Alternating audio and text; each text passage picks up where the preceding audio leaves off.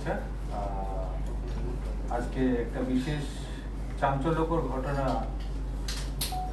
এবং সেই ঘটনার রহস্য উদ্ঘাটনের প্রেক্ষিতে আমি আপনাদের সামনে হাজির হয়েছি।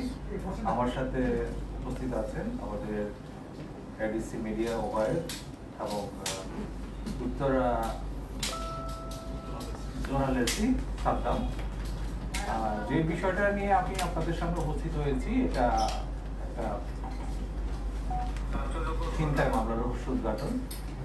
ছিনতাইয়ের ঘটনাটি ঘটে গত 21 নভেম্বর তুরাগ থানাধীন পুরাতন থানা রোডের তারা মার্কেট সংলগ্ন একটা বাসার নিকট।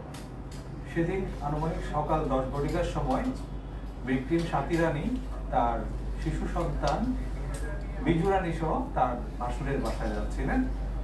এই সময় ঘটনাস্থলে হঠাৎ এক যুবক উপস্থিত হয় এবং তার নিকট থাকা একটা বোতল থেকে কিছু তরল সদৃশ বস্তু ছুঁড়ে মারে ভিকটিমের গায়ের উপরে। পরবর্তীতে জানা যায় সে প্রকৃতপক্ষে এসিড নিক্ষেপ করেছিল এবং এসিড নিক্ষেপের মাধ্যমে ভিকটিমকে অপ্রস্তুত অবস্থায় ফেলে ভিকটিমের গলায় থাকা 8 ওজনের একটা স্বর্ণের চেইন ছিনতাই করে নিয়ে যায়।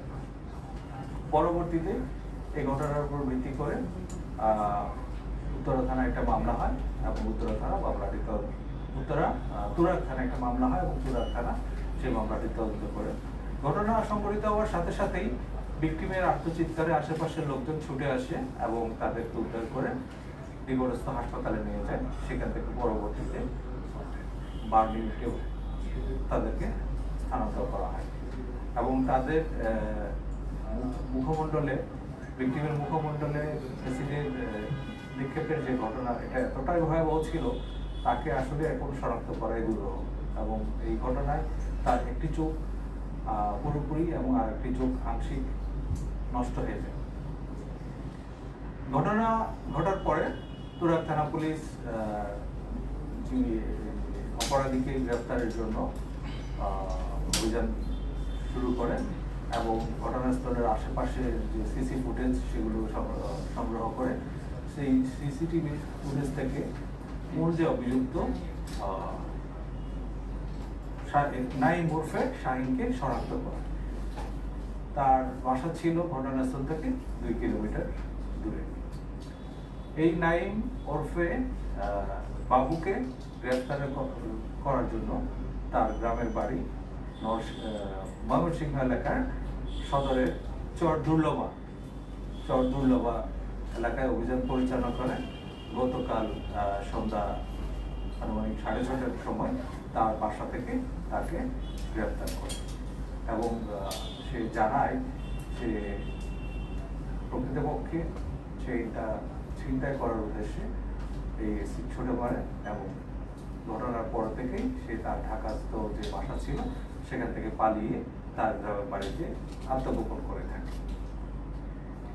এই অবস্থায় আমরা তাকে গ্রেফতার করে ঢাকায় নিয়ে আসি এবং তার বিরুদ্ধে যে পরবর্তী আইনি কার্যক্রম সেগুলো চলমান রয়েছে। এ ছিল আমাদের যে তুরাগ থানার যে ঘটনা, সেই ছিনতাই ঘটনার রহস্য উদ্ঘাটন। এবং যেহেতু এখানে একটা ভিন্ন রকমের মডাস অপারেন্ডি ছিল, সেটা আমরা খুব গুরুত্ব দিয়ে তদন্ত করি এবং তদন্ত এখনো প্রক্রিয়া চলমান রয়েছে এবং এক্ষেত্রে যিনি মূল অপরাধী তাকে আমরা গ্রেপ্তার করতে সক্ষম হয়েছি। এটা একটা ভিন্ন মাত্রার অপরাধ এবং অপরাধী যেভাবে অপরাধ করুক না কেন, সেই যে পুলিশের জালে পড়বে সেটাই তার একটা প্রমাণ। ধন্যবাদ সবাইকে। ভাই, কি কারণে আসলে ছিনতাই ঘটনাটা? সে কি আসলে মাদকের টাকা জোগাড় করার জন্য নাকি